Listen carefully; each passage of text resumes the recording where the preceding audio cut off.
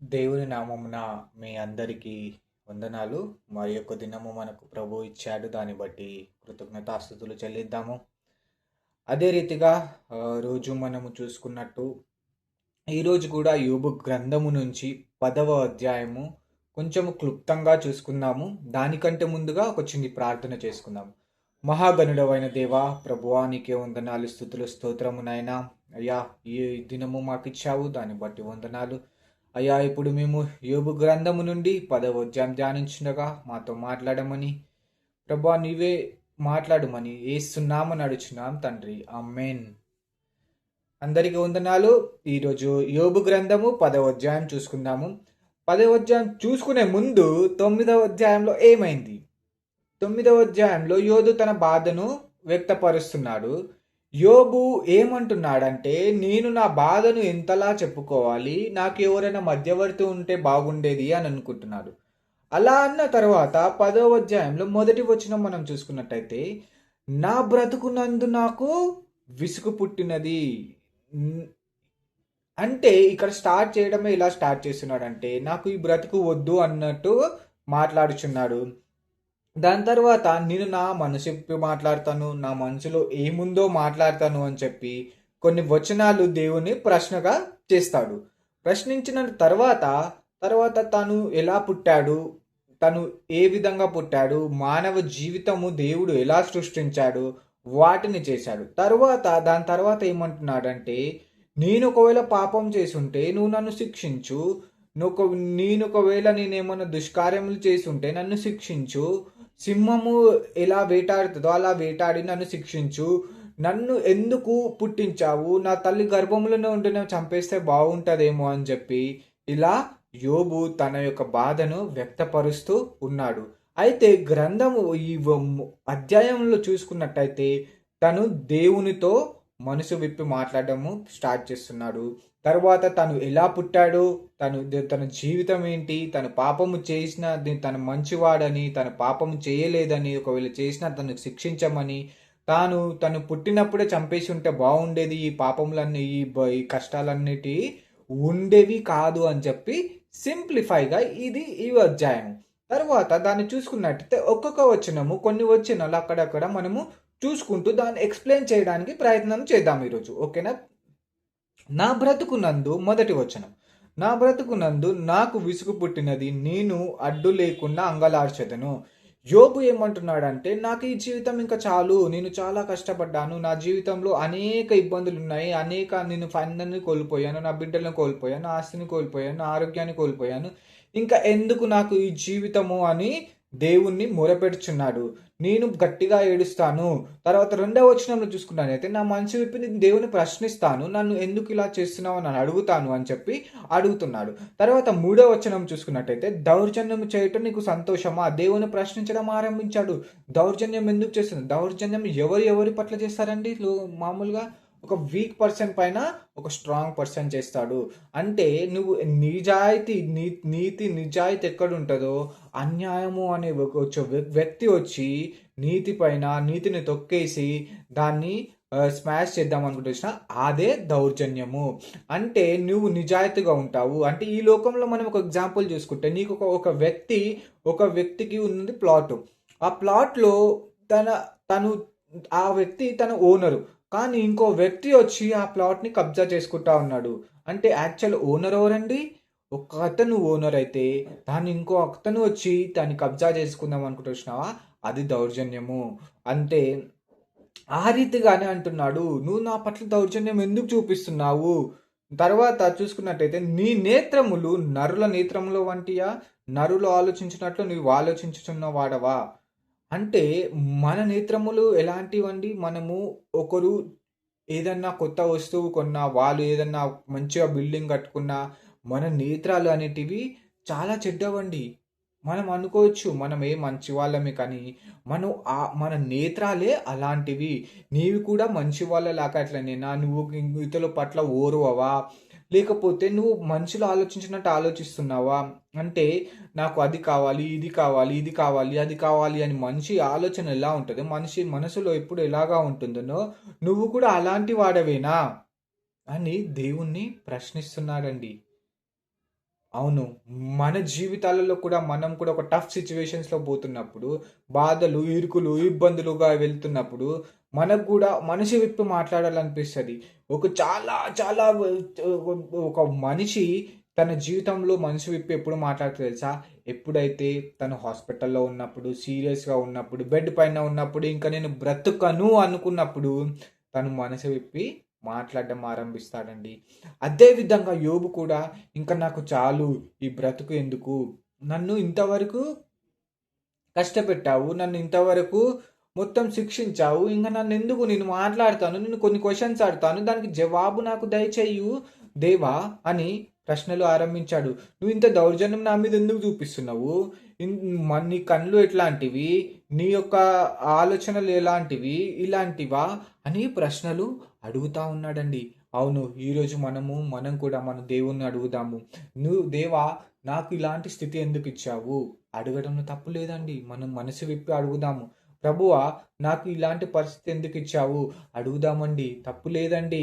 ఎందుకంటే తప్పు ఒకవేళ దేవుడే మనకు శిక్షనిచ్చినట్టయితే తీసేవాడు గూడా ఆయనే. మనం వచ్చి ఈరోజు ఆయనని అడగడంలో ఎలాంటి తప్పు మనకి కనబడదు. మనము వచ్చి మనసు విప్పి ఆయన దగ్గర అడగడము చాలా చాలా మంచి విషయము. 5వ వచనం చూసుకున్నట్టయితే, నీ జీవిత కాలము నరుల జీవిత కాలము వంటిదా? నీ ఆయుష్కాల సంవత్సరము నరుల దినముల వంటివా? దేవుని ఎలాంటి ప్రశ్నలేస్తున్నాడండి? నీవు మనిషితో సమానమా? నువ్వు దేవుడివి కాదు అని ఇక్కడ ప్రశ్నిస్తున్నాడు. ఒకవేళ నువ్వు దేవుడివైతే నాకు ఇన్ని కష్టాలు ఎందుకు ఇస్తావు? నేను మంచి నిజాయితీ పరుణ్ణి. తర్వాత వచనంలో చూసుకున్నట్టయితే నేను దోషిని కాననియు. నేను మంచివాడనని నీకు తెలుసు. నేనేం తప్పు చేయలేదు. నీవు మనిషిలాగా ఎందుకు తీస్తున్నావు? అంటే నీ దగ్గర పవర్స్ లేవు. నన్ను కాపాడే శక్తి నీకు లేదా? అన్నట్టుగా ప్రశ్నిస్తున్నాడు. అవునండి. మన జీవితాలలో కూడా అనేక సార్లు మనము కష్టాల గుండా వెళ్ళినప్పుడు, ఇక్కట్ల గుండా వెళ్ళినప్పుడు, ఫైనాన్షియల్ బర్డెన్ వెళ్ళినప్పుడు, మనం అనుకున్నది కానప్పుడు, మనము దేవుని ప్రశ్నించేది ఏం తెలుసా? నీవు దేవుడవేనా?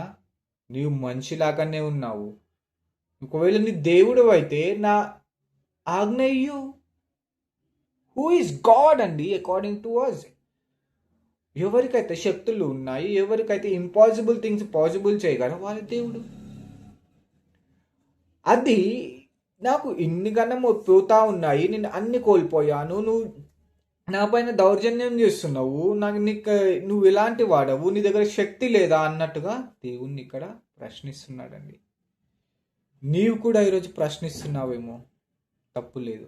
ప్రశ్నించు దేవుణ్ణి. మనం కాకపోతే ఎవరండి ప్రశ్నించేది మన దేవుణ్ణి? నీ సిచ్యువేషన్ ఏదైనప్పటికీ ధైర్యంగా ఉండు. ప్రశ్నించు. ఆయన దగ్గరికి రా. ఆయన దగ్గర మోకరించు. ఆయనను అడుగు. అప్పుడే కదా నీకు జవాబు దొరికేది. తర్వాత చూసుకున్నట్టయితే ఏమంటున్నారు? 9వ వచనము, జిగటిగానున్న నన్ను నీవు నిర్మించితివి. నీ సంగతి జ్ఞాపకము చేసుకొనుము. నీవు నన్ను మరలా మన్నుగా చేయుదవా? అంటే హీ స్టార్టెడ్. దేవుడు ఒక సృష్టిని ఎలా ఇచ్చాడు? ఒక మనిషిని ఎలా నిర్మించాడు? ఒక మట్టిని తీసుకొని దానికి జీవవాయువు అయ్యాను. అంటే అలాంటి సిచ్యువేషన్లో నన్ను బతికించావు. అలాంటి సిచ్యువేషన్ నుంచి నన్ను తెచ్చావు. నీకు మళ్ళా నన్ను తీసుకుపోయి మన్నులో కలుపుతావా? అంటే నువ్వు నన్ను చంపేస్తావా? నీకు అది ఇష్టమా? అన్నట్టుగా ఇక్కడ ప్రశ్నిస్తున్నాడండి. దేవుడు మనల్ని ఎంతో ప్రేమించాడు కాబట్టి మట్టిని తీసుకొని తన పోలిక యందు మనల్ని సృష్టించాడు. అలాంటి దేవుడు మనని మళ్ళా మట్టిలో కలపడానికి ఇష్టపడతాడంటావా? మరణం అనేది కంపల్సరీ అండి ఎవరికైనా. కానీ నీ యొక్క పర్పస్ ఏంది? నువ్వు ఎందుకు వచ్చావు? Everyone has purpose in their life. దేవుడు తను ఈ ఈ లోకంలో నిన్ను సృష్టించాడు అంటే నీ యొక్క పర్పస్ ఏంటి? అది ఒకటి తెలుసుకోవాలి. దేవుని దగ్గర వచ్చి మొరపెట్టినప్పుడు ఆయన నీ పర్పస్ ఏంది? నీవు ఆయన ఒక వాక్యం గురించి, ఆయన గురించి నీవు ఇతరులకు చెప్పే నీకు అవకాశాన్ని ఎలా ఇస్తాడు? ఎలా చెప్పాలి అని చేస్తాడు? ఈ లోకంలో వచ్చాము, బ్రతుకుతున్నామండి. అదే కాదు. ఆయన గురించి ఇతరులకు చెప్పాలి. ఆయన ప్రేమ నువ్వు ఎలా పొందుతున్నావో ఆయన గురించి ఇతరులకు చెప్పండి. నిన్ను వలె నీ పొరుగు వాణ్ణి ప్రేమించు. What is the first commandment that every Christian does not follow? This simple commandment ఏంటంటే, నిన్ను వలె నీ పొరుగు వాణ్ణి ప్రేమించు. నాతో కూడా నేను ఆ కమాండ్మెంట్ పాటించనండి. ఎంతో కష్టమైన కమాండ్మెంట్. ఎందుకంటే how it is that possible?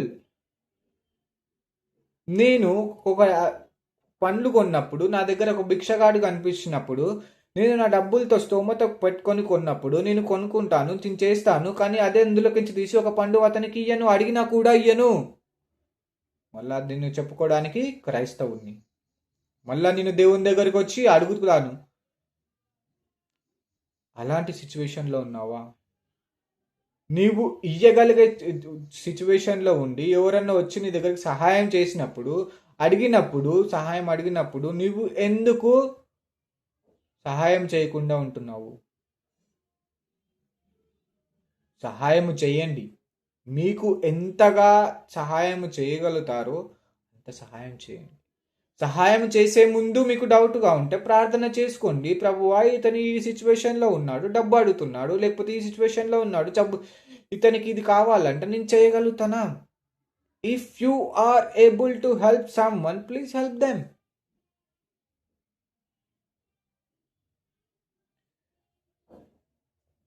చూసుకున్నట్టయితే ఇక్కడ దేవుడు మన సృష్టిని ఎలా సృష్టించాడు? నన్ను తిరిగి మరలా తీసుకుపోతావా అంటే నన్ను చంపేస్తావా?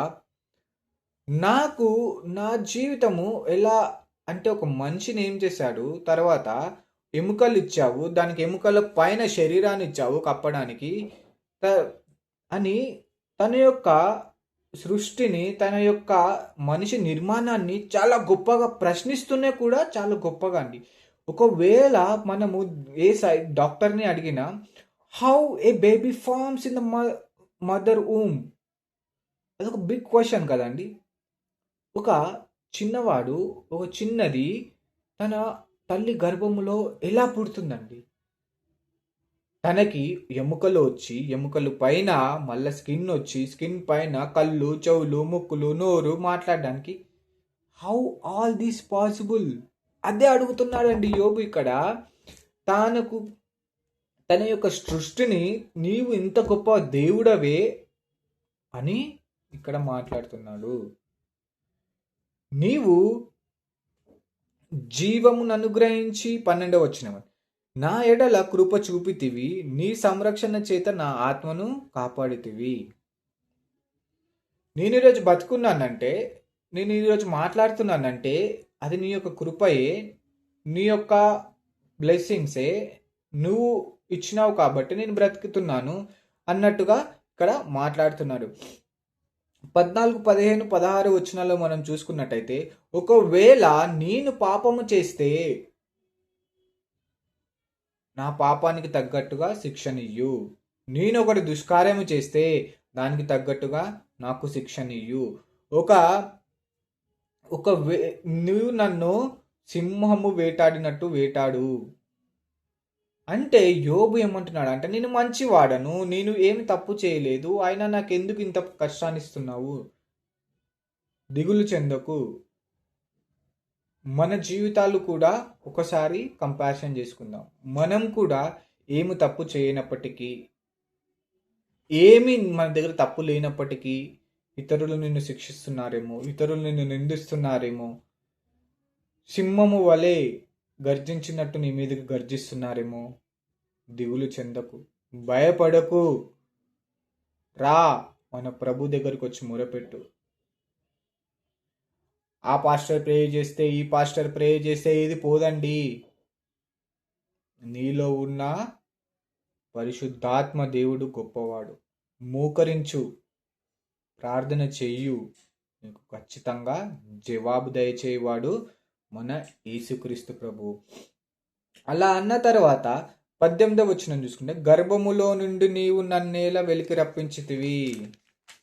అంటే ఇప్పుడు ఏం మాట్లాడుతున్నాడండి? ఇంతసేపు తన దేవా, నువ్వు ఇంత మంచి సృష్టించావు, దీనికి ఎముకలు ఇచ్చావు మాకు, నీ యొక్క ఏంటి, నువ్వు నీ ఆశ్చర్య కార్యాలు అన్నాడు. తర్వాత కూడా నేను పాపం చేసి నన్ను శిక్షించు అంటున్నాడు.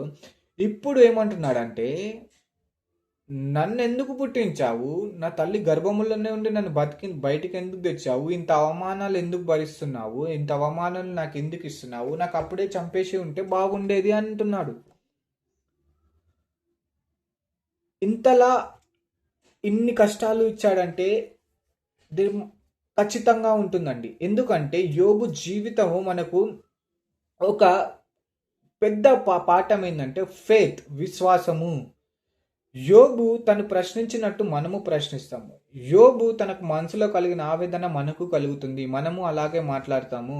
అంటే ఒక inspiration to all the people who are going to troubles. యోబు జీవితం చూసుకున్నట్టయితే అనేక కష్టాల నుంచి వెళ్తున్నాడండి. అనేక ఇరుకులు, ఇబ్బందులు అన్నీ కోల్పోయి వెళ్తున్నాడు. అలాంటి మాదిరికరమైన జీవితాన్ని ఎందుకు దేవుడు ఇచ్చాడు అని తనకు అప్పుడు ఒక జవాబు రాలేకపోయిండొచ్చు. కానీ ఈరోజు మనం చదువుతున్నాం కాబట్టి, ఈరోజు మనం యోబు గురించి ధ్యానించుకుంటున్నాం కాబట్టి అది మనకు ఒక ఎగ్జాంపుల్గా ఉంది. మనకు కూడా అంటే పాస్ట్లో ఒక మనిషి తాను దేవుని దగ్గర ఎలా ఉండే, ఎంత ఇబ్బందులు ఉన్నాయి, తర్వాత దేవుని దగ్గరకు వచ్చి ఇలా మొరపెట్టాడు అంటే ఎంత మంచి వ్యక్తి అయినా సరే కష్టాలు, ఇరుకులు, ఇబ్బందులు అన్నీ పోయినప్పుడు, దేవుని మీద ప్రశ్నలు వేసినప్పుడు దేవుడు తనతో మాట్లాడినట్టు యోబు మనకందరికీ ఒక ఎగ్జాంపుల్ అండి. అందుకే యోబుని గురించి బైబిల్లో రచించారు అండి. ఒక క్యారెక్టర్ గురించి బైబిల్లో రచించారు అంటే ఆ క్యారెక్టర్ నుంచి మనం ఇన్స్పైర్ కావడానికి, ఆ క్యారెక్టర్ నుంచి మనము డైలీ నేర్చుకోవడానికి మాత్రమే తప్ప దాన్ని దేవుడు వాళ్ళని శిక్షించాలని కానీ, వాళ్ళకి ఇబ్బంది పెట్టాలని కానీ దేవునికి ఇష్టం లేదండి. అంటే ఈరోజు కూడా మనం అనేక మందిని చూసుకున్నట్టయితే ఒక సచిన్, ఒక విరాట్, వీరి గురించి, ఒక ధోని, వీళ్ళ గురించి చూసినప్పుడు ఒక ఇన్స్పిరేషన్గా ధోని గురించి చూసుకున్నట్టయితే ఒక మూవీ చేసి షో చేశారండి. ఎందుకు చేశారంటే అది ఇన్స్పైర్ అవుతుందని. ఎవరైతే చూస్తారో తను ఎన్ని కష్టాల గుండా పోయాడు, తను క్రికెట్ ఎలా ఆడారు, తన జీవిత చరిత్ర అంతా ఒక మూవీ లాగా పెట్టి చేశాడు. ఎందుకు అలా చేస్తారు మూవీ లాగా అంటే ఒకరికి ఇన్స్పిరేషన్గా. యోబు జీవితం కూడా మనకి ఇన్స్పిరేషన్గా ఉండడానికే ఇలా యోబుని శిక్షించాడు అని అనుకోవచ్చు. అయితే యోబు ఏమంటున్నాడు, నన్ను ఎందుకు పుట్టించావు? నేను మా తల్లి గర్భంలో ఉంటేనే చనిపోతే బాగుండేది అని తను బాధపడుతున్నాడు. దేవా, నన్ను అప్పుడే చంపేసి ఉంటే బాగుండేది కదా, ఇన్ని కష్టాలు, ఇన్ని ఇబ్బందులు, ఇన్ని ఇరుకులు నాకు ఉండేవి కాదు కదా అని దేవుని దగ్గర మొరపెట్టుచున్నాడు. అదేవిధంగా 20వ వచనంలో చూసుకున్నట్లయితే, నా దినములు కొన్నవే, నేను ఎప్పుడు చనిపోతానో నాకు తెలీదు. అయితే నన్ను ఒంటరిగా వదిలేయు, నేను కొద్దిగా ఆనందించేదను. చీకటిలో వెళ్ళే ముందు, నేను ఇరుకులు ఇంకా గతించే ముందు, నేను చీకటి గాఢాంధకారమైన అంటే నేను ఇంకా ఆయన మొత్తము ఇక్కడ మనం చూసుకున్నట్టయితే 10వ అధ్యాయంలో మొత్తము కోల్పోయాడండి. దేవుని పైన నమ్మకము పోయింది. తనకు మరలా తనకు మొత్తం తనకు ఏమైతే కలిగి ఉందో జబ్బు అది పోతుందన్న నమ్మకము పోయింది.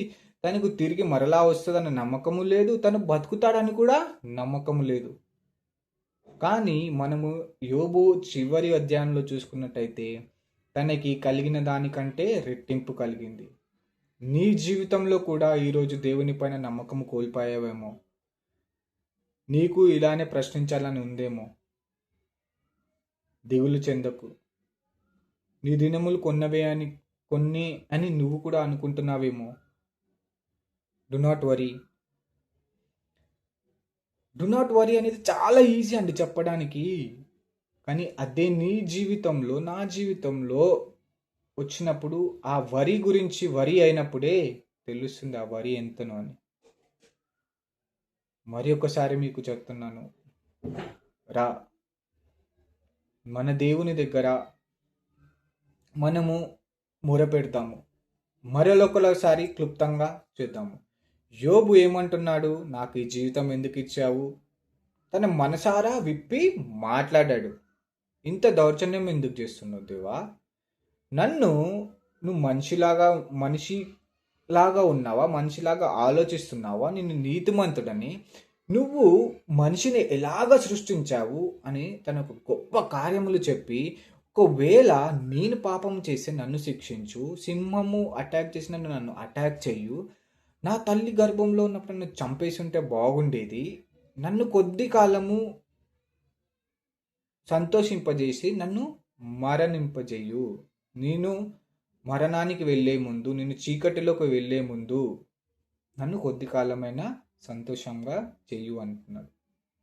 ప్రార్థించుకుందాం. యోబు తాను ఎంతగా ఇబ్బంది పడి ఉంటే ఇలా మాట్లాడి ఉంటాడు దేవునితో. ప్రశ్నలు మనసు విప్పి మాట్లాడాడండి. ఈరోజు కూడా నీవు దేవుని దగ్గరికి వచ్చి మనసు విప్పి మాట్లాడు. నీ యొక్క ప్రశ్నలు దేవుణ్ణి అడుగు. అడగడంలో తప్పు లేదండి. Come let us pray together. మహాపరిశుద్ధుడవైన దేవా, నీకే వందనాలు, స్తుతులు, స్తోత్రమునైనా.